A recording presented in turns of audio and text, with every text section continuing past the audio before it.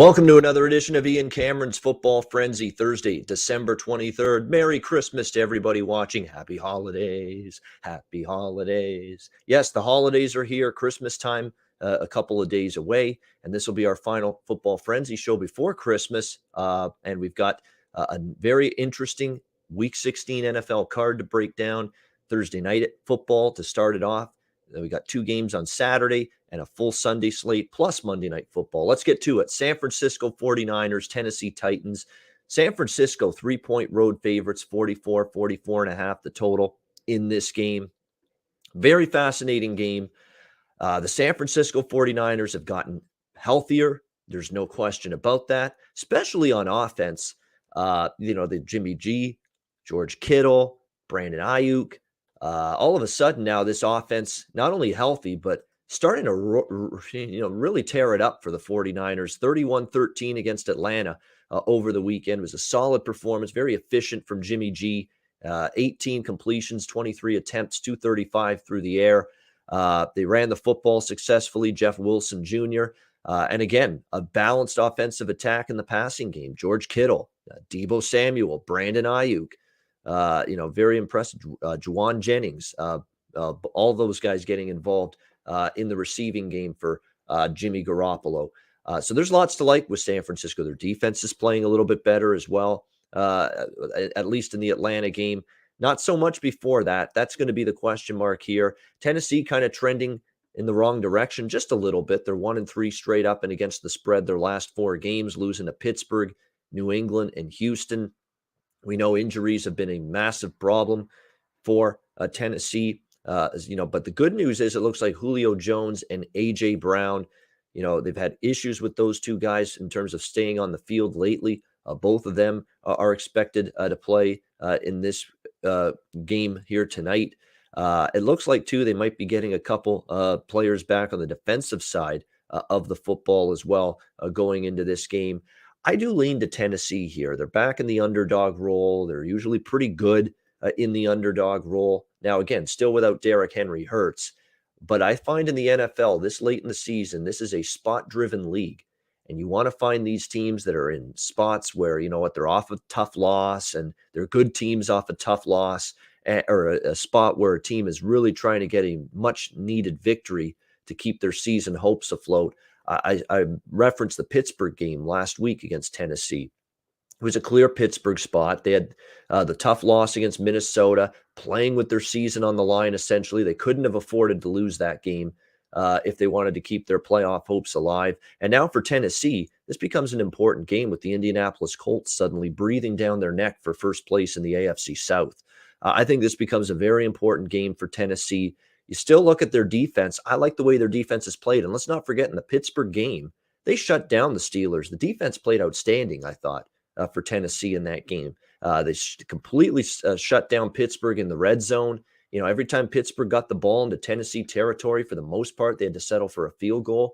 What doomed Tennessee in that game were the turnovers, 4 of them. Against Pittsburgh, when really I thought they maybe deserved a better fate in that game. I think there's some value with Tennessee here. I mean, I just like the situation. I mean, you got a West Coast team flying to the East for a short travel week on the road on a Thursday night.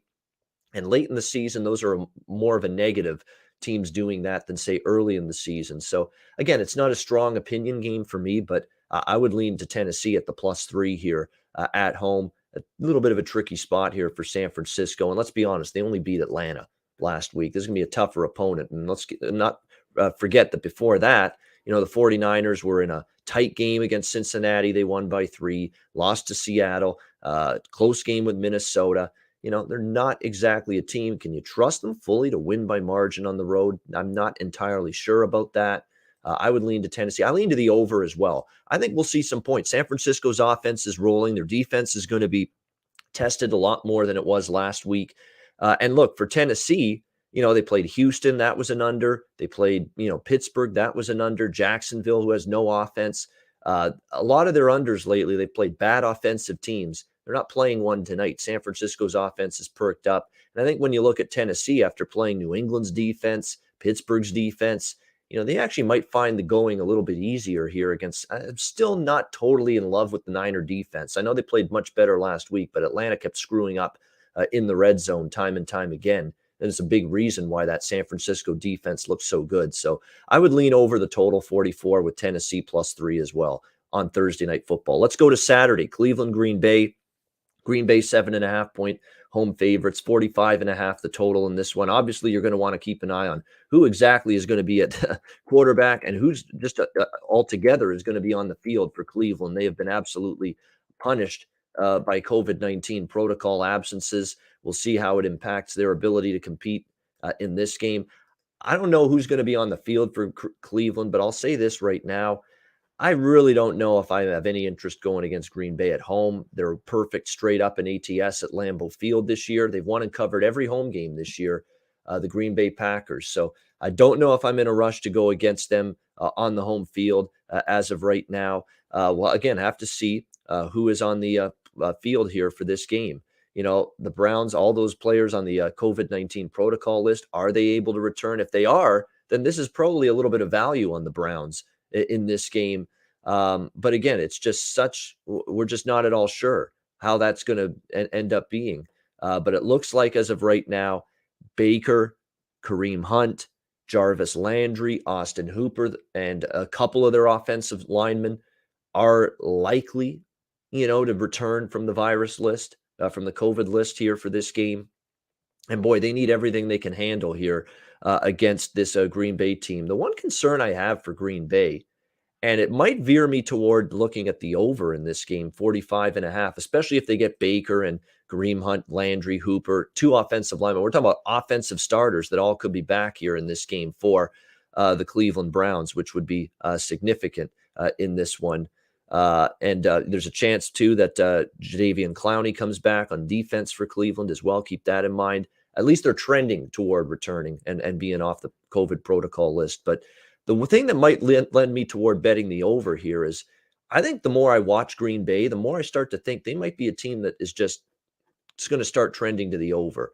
They've gone over the total in 4 straight games. And to be honest with you, the defense has gotten worse the last few weeks. And their run defense is still suspect, bottom 10 in the NFL.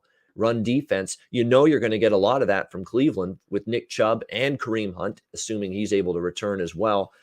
This could be a game where Cleveland can move the ball, and I certainly think, Aaron Rodgers and the Packers offense, name me a game lately they have not been able to move the ball and put up big points. I don't care what Cleveland does defensively.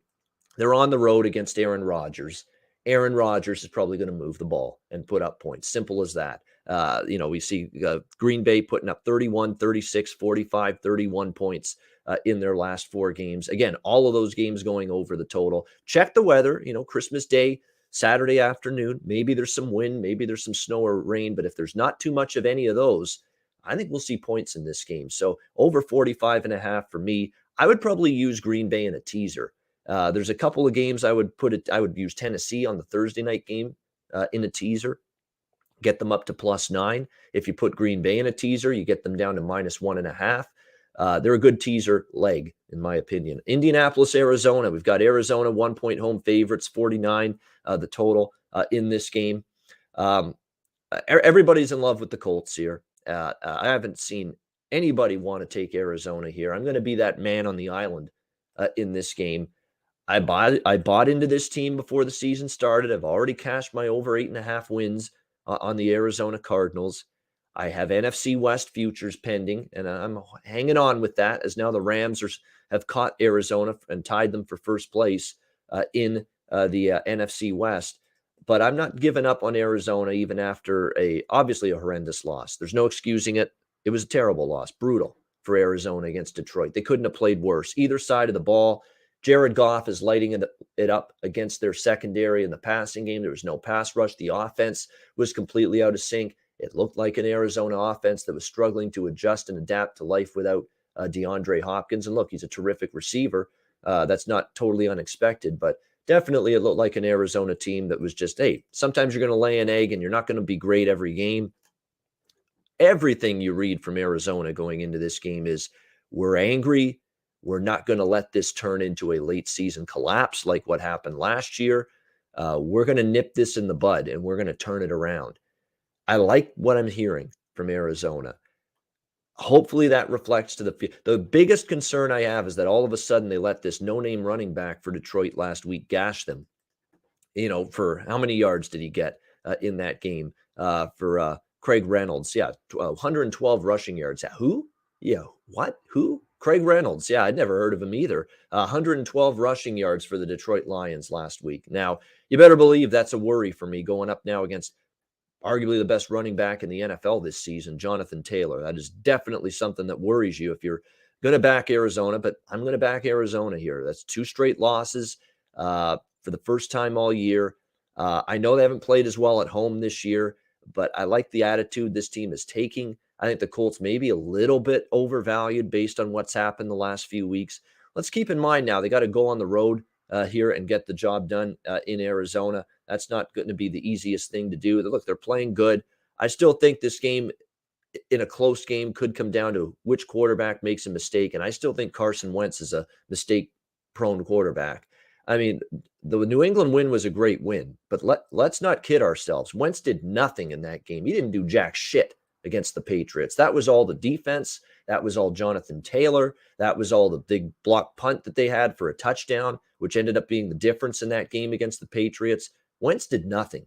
He's going to have to do something here because, look, the Colts defense is going to give up some points here to Arizona. Arizona's still got more than enough in terms of weapons on offense, an offense that probably feels just ashamed with the way they played against Detroit.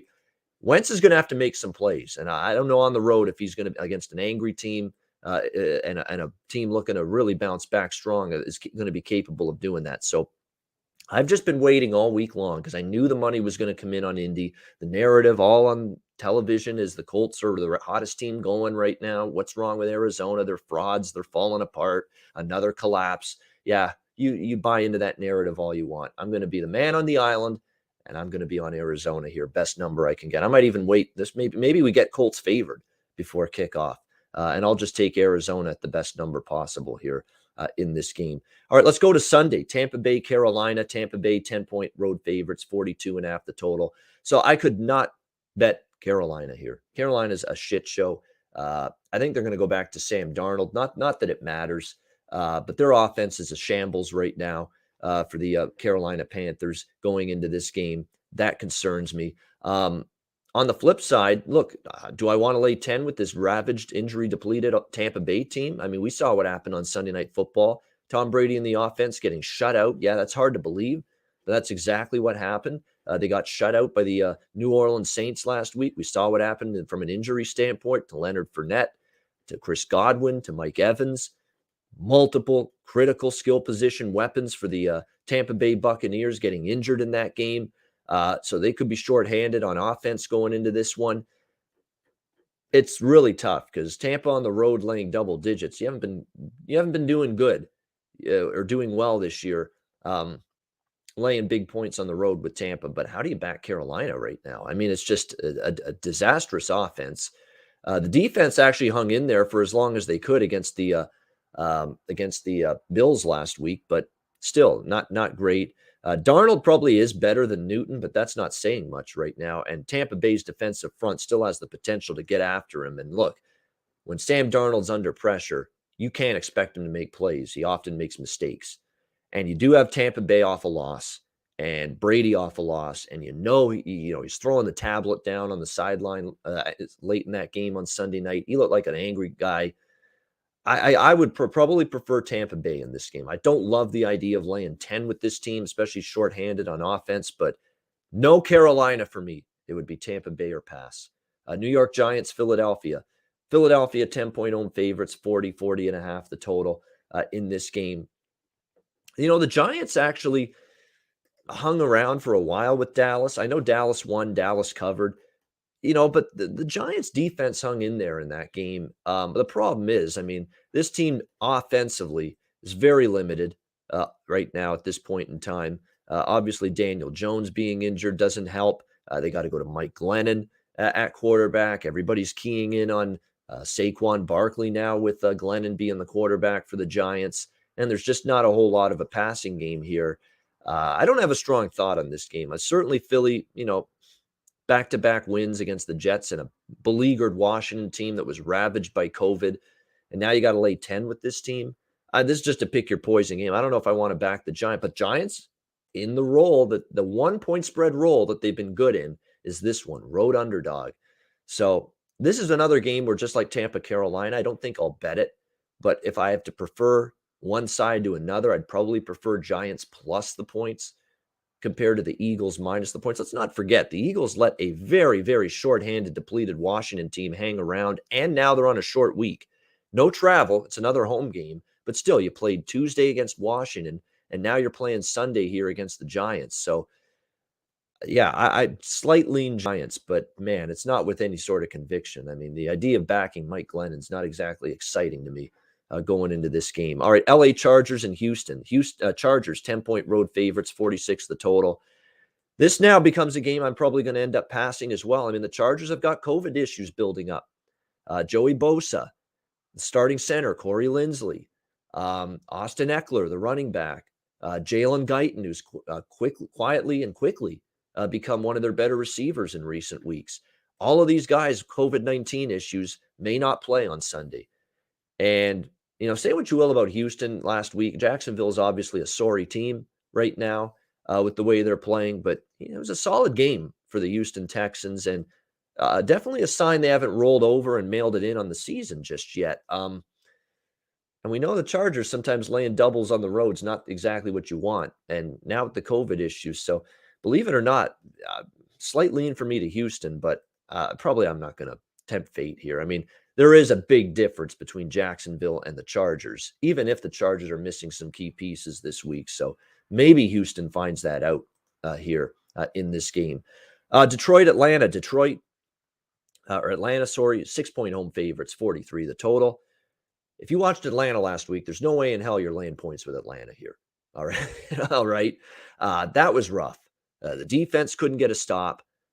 San Francisco did whatever they wanted. Run the ball, throw the ball. Atlanta's offense was hideous in the red zone. Turnover on down, stuffed at the 1-yard line 5 times on 5 different occasions. Didn't score a point on any of those drives. And Detroit, the best game of the year against Arizona. They ran the ball. Jared Goff is lighting up a very good team through the air. The defense played well, forced turnovers, got stops in the red zone. The best game all year for Detroit. And another sign of a team that even though their record's not good, they're playing hard down the stretch. Playing hard might be all that's required for them to hang inside this number and maybe even win outright. I mean, there's seriously issues with Atlanta. The O-line was horrendous again for Matt Ryan. Matt Ryan's not as good. He's on the decline. I think he needs to pack it in. But some of the reasons he struggled are offensive line and lack of weapons around him. Defense got carved up. There's no way I'm laying points with Atlanta here. I would be on Detroit. I probably will be on Detroit here. +6 in this game. Baltimore, Cincinnati. Cincinnati 3-point favorites at home, 45 the total.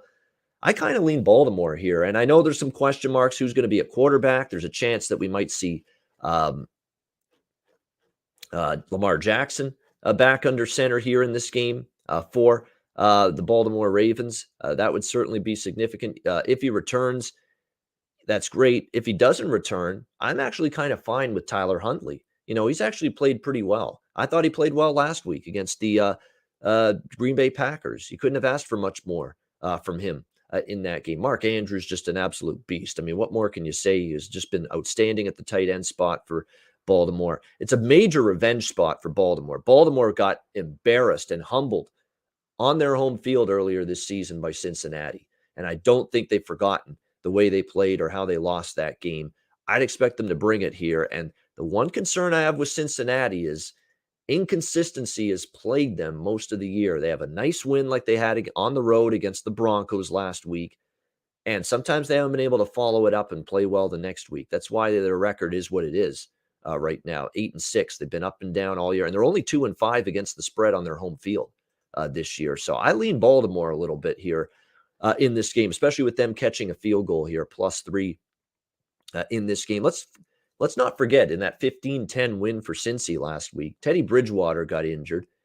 And when he was in the game, he was not very good. And then Drew Lock was not much better and fumbled in the red zone when Denver had a chance maybe to take the lead. So there were some things that went Cincinnati's way in that game. They're going to have to play better than that if they're going to beat Baltimore here.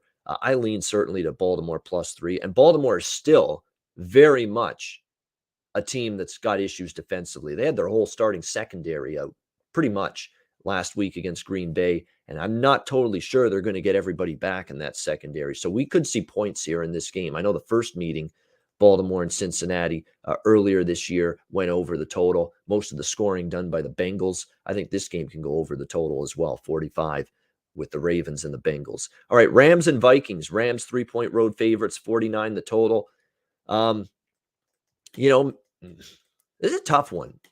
You know, it's not the greatest of spots for the Rams. Tuesday against Seattle, and now you're on the road, and now you're on the road again here in Minnesota on a very short week. This ain't a good spot for the Rams. Just, handicapping 101. This is not a good situation for the Rams. But, man, they're better than Minnesota. There's no doubt. So this is a game I'm probably not going to touch. They're better than Minnesota. I don't trust Minnesota to beat anybody of quality, to be honest with you. I mean, they beat Pittsburgh, but they had to hang on for dear life. They did beat Green Bay. I'll give them that at home. But I don't know. They've also had some bad losses. They lost to Detroit. They lost to San Francisco. They lost to Dallas, Baltimore. They've been up and down for me. But the schedule is in Minnesota's favor here. This is a big-time situational advantage for Minnesota. And, for that reason, I'm going to stay off the Rams. I still think the Rams are starting to put it together. They're starting to play better. That defense is coming around. You're starting to see Odell Beckham Jr. get more comfortable. Von Miller is getting his feet wet. He had a sack against Seattle on Tuesday night. So this team is starting to put it together. But this it's just a brutal spot. I mean, you played Tuesday at home against Seattle. I said in Seattle. My mistake. It was at home in LA, SoFi Stadium against Seattle. And now you're going on the road. Short week here on a Sunday in Minnesota. That's just a bad scheduling spot. So for that reason, I'm probably going to stay off the game. Lean over the total. I mean, Minnesota is still a team I'm looking to bet overs with. Chicago offensively was just a mess last week. That's a big reason why that game stayed under. Minnesota moved the ball well enough. I think they'll move the ball a little bit here. The Rams, I think, can have some success offensively. So lean over the total in this game with the Rams and Vikings. All right, Jaguars, Jets. Jets, pick them. 41 the total. I would only take the Jets. Jacksonville, that was disappointing. That's the response you get from Jacksonville with Urban Meyer gone. I expected a lot better than that. I thought the team would come together, be fired up after the coaching firing. I don't know if it was a lack of being fired up. I just think they're a bad football team. And it doesn't matter what coach is in there. You can't overcome a lack of issues on both sides of the ball. You can't overcome a bad offensive line. You can't overcome Trevor Lawrence making interception mistakes. You can't overcome some of this stuff, and Jacksonville can't overcome it. I think this is a winnable game for the Jets, but the Jets are ravaged by COVID right now as well, including Robert Saleh, their head coach, who may not even be on the sideline for this game. So pass. There's no need to force anything in a game like that. Just move on. Buffalo, New England. We've got New England 2.5 point home favorites, 43.5 the total. De facto, I guess, first place showdown in the AFC East here. If Buffalo wants to win the division, they've got to get this game. They can't go 0-2 to New England. They lose the tiebreaker. They'd be a game behind New England again in the division. So this is a huge, huge, huge game for the Buffalo Bills. I think they've got a chance here. Now, I don't like the idea of taking New England off a loss or going against New England off a loss, but Buffalo 8-6, New England 9-5. Again, for Buffalo's essentially out of the division hunt for first if they lose this game. Cole Beasley being out does hurt a little bit. The offensive line hasn't played great the last couple of weeks for Buffalo, but I do think you get them with a significant motivational factor here, trying to avenge that embarrassing loss where New England's just running the football all game and that driving wind on a Monday night in Buffalo a few weeks ago, and they couldn't stop it. I like Buffalo in a teaser for sure. I mean, getting them up to plus 8.5 on a 6-point teaser. You could tease them with Tennessee. You could tease them with Green Bay. I mentioned that one. You could even tease them with Minnesota, because I think actually teasing it with Minnesota is good as well, because what do we know about Minnesota? They play a lot of games decided by 8 points or less. Well, if you can get Minnesota in a teaser plus 9, there you go.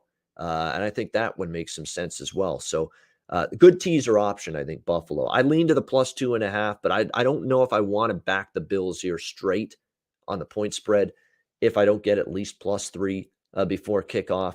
But I think is a good teaser bet here, +6 or getting Buffalo up to +8.5. I think is a good teaser option this week. Chicago, Seattle, 6.5-point home favorites, 42.5 the total. This is a pass for me. I don't want to lay 6.5 with Seattle. They had their playoff hopes officially ended in that loss against the LA Rams on Tuesday night. It's a short week for them as well. Played in LA. Now you're back home against Chicago. Chicago's on a short week too, but at least they played Monday night as opposed to Tuesday. But Chicago's just a mess. I mean, Justin Fields, he's doing the best he can, but limited weapons, bad offensive line. The defense has some problems as well. It's just, I don't want to back either side. I don't want Chicago. I don't want to lay points with Seattle in this spot. Why bet the game? Simple as that. And at this time of year, you got to be willing to say that because you got to be willing more than ever right now to pick your spots when it comes to the NFL. Pittsburgh, Kansas City. Kansas City, 10-point home favorites, 46 the total in this game. Keep an eye on Kansas City here. They've got some emerging and concerning COVID-19 issues potentially going into this game. So that ends up being the concern here for the Kansas City Chiefs. So keep an eye on that. We'll have to wait and see who's available for them, but they're starting to have a couple of issues. I think mostly it's not COVID illness, but maybe just regular illness with Hill, with Kelsey, among others. So, we'll still see, but I don't know if I love the Steelers in this spot. I know they got the big savior season, rally the troops win against Tennessee last week, and I love the Steelers last week in that spot against Tennessee, but let's be real about how that game played out. If not for those Tennessee turnovers in the second half, Tennessee probably would have won that game. I mean, Pittsburgh really needed those turnovers. Their offense really didn't do much against the Titans.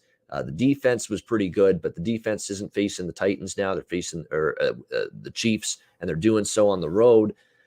So again, monitor this situation with Kansas City with this illness running through the team. See who's available. I mean, there's some people fearful, and that's why there's been some Pittsburgh money coming in. Pittsburgh's been a good road underdog for the most part.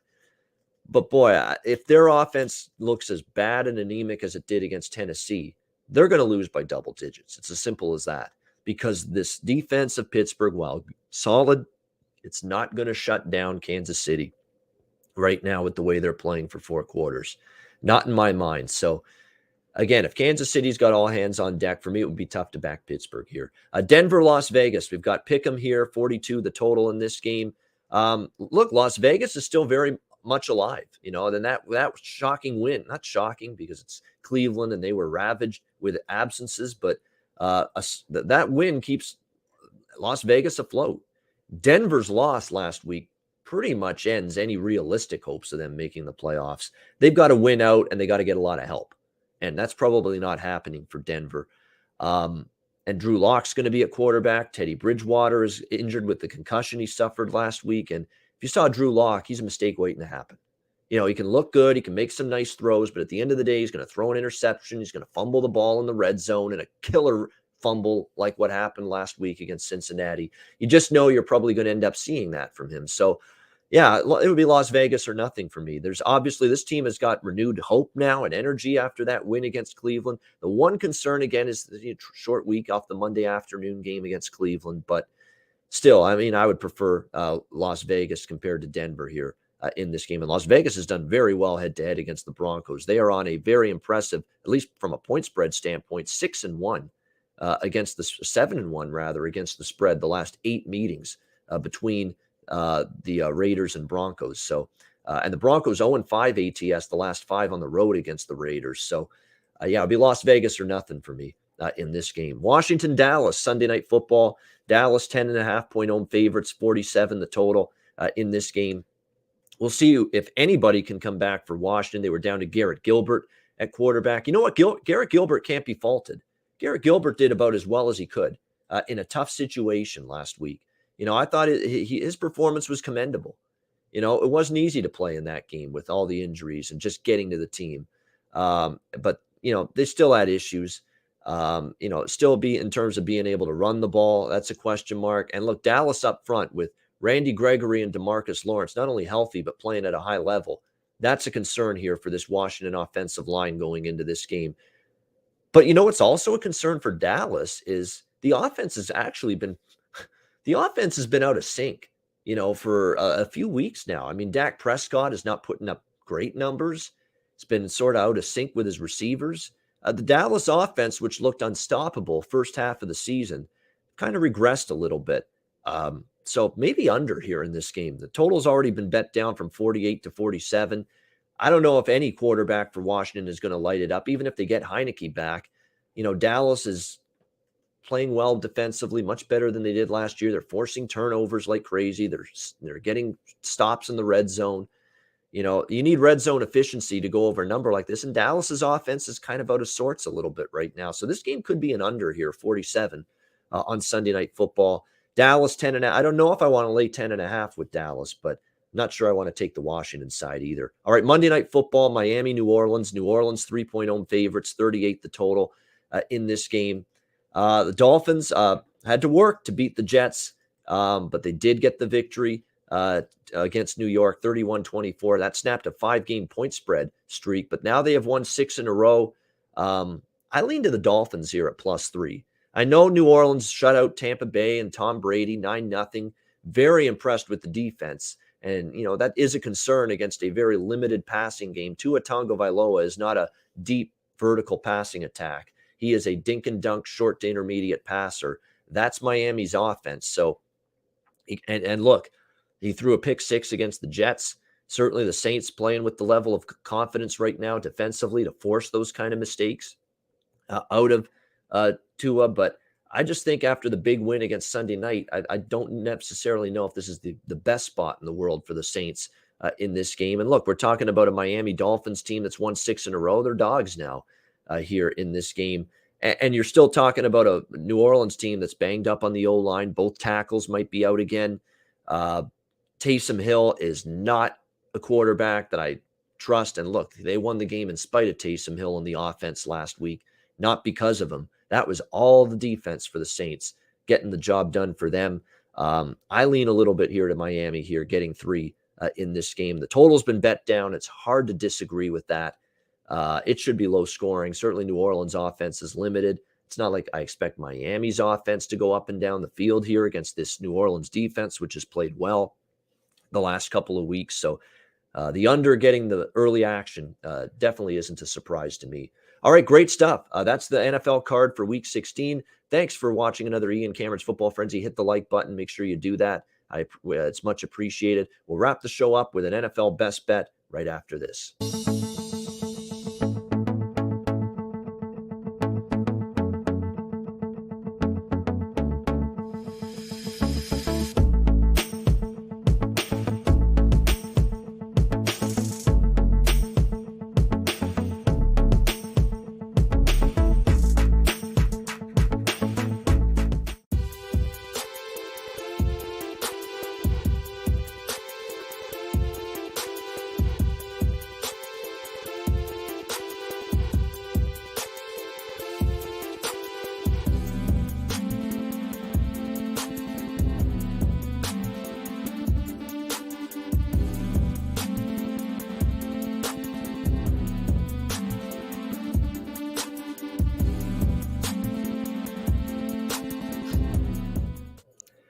All right, Southtown 101. When you're in San Antonio, Texas, stop in. Great food, drinks, live music, DJs, karaoke. Southtown 101. Manscaped promo code PubSports. Get 20% off your purchase using the promo code PubSports. And mybookie.ag promo code PubSports.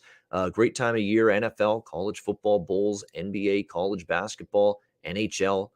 All of it going on. So sign up for an account. Mybookie.ag.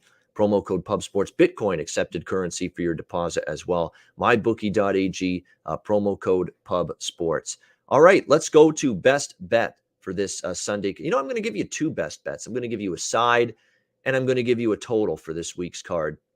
From a side perspective, I'm going to go with the Detroit Lions +6 against the Atlanta Falcons. You can't lay points with Atlanta right now, not after what I saw last week. Detroit is playing hard every single week, just about. They ran into a buzzsaw with Denver in that one game. They got blown out after getting their first win of the year against Minnesota. It was an emotional environment for them. They were honoring Demaryius Thomas before that game. But they bounced back strong against a great Arizona team last week, and it's just too many points. Detroit, I think, is live. Detroit +6. And I'll give you a total. We're going to go with Cleveland Green Bay over 45.5. A little Christmas Day action, hopefully, to pad your bankroll. I think we'll see points. 4 straight overs for Green Bay. I think Cleveland's going to get a lot healthier on offense going into this game with several key players, quite possibly Mayfield, Landry, among others, 2 starting offensive linemen as well, back from the COVID-19 list. I think that'll help the Cleveland offense. And look, Green Bay's defense, they've shown some cracks a little bit the last couple weeks. Reasonable total, 45.5. Let's go with the Browns and the Packers. Let's see some points on Christmas Day. Cleveland, Green Bay, over 45.5 for my total best bet here on this Ian Cameron's Football Frenzy show. All right, that'll wrap it up. Thanks to everyone for tuning in. Hit the like button. Merry Christmas to all. To all a good night. I'm Ian Cameron. Thanks for watching another edition of Ian Cameron's Football Frenzy. And we'll see you again next Thursday, 1 p.m. Eastern, 10 a.m. Pacific, for another edition of Ian Cameron's Football Frenzy right here on Pub Sports Radio.